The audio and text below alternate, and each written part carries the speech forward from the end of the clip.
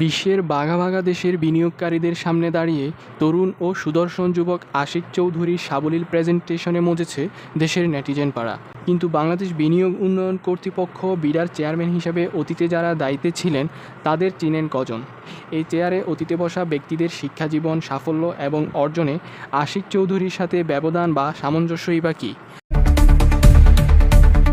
আশিক চৌধুরীর আগে বিডার চেয়ারম্যান ছিলেন লোকমান হোসেন মিয়া। 1963 সালে বরিশালের গৌরনদীতে জন্ম নেওয়া লোকমান হোসেন স্নাতক সম্পন্ন করেন ঢাকা বিশ্ববিদ্যালয় থেকে। লোকমান হোসেনের স্নাতক বিষয়ের সাথে তার কর্মজীবনের তফাৎ বেশ চোখে পড়ার মতো।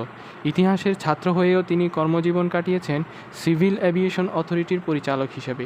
এছাড়াও ছিলেন জীবন বীমা কর্পোরেশনের জেনারেল ম্যানেজার, প্রধানমন্ত্রীর কার্যালয়ের পরিচালক, নরসিংদী জেলা পরিষদের সচিব, মহেশপুর উপজেলার ইউএনও, রাজধানী উন্নয়ন কর্তৃপক্ষের উপপরিচালক, ঢাকা সিটি কর্পোরেশনের জোনাল এক্সিকিউটিভ অফিসার ও জাতীয় সংসদ হুইপের একান্ত সচিব সহ সরকারের অন্যান্য সেক্টর ও মন্ত্রণালয়ের 30টি পদে দায়িত্ব পালন করেছেন।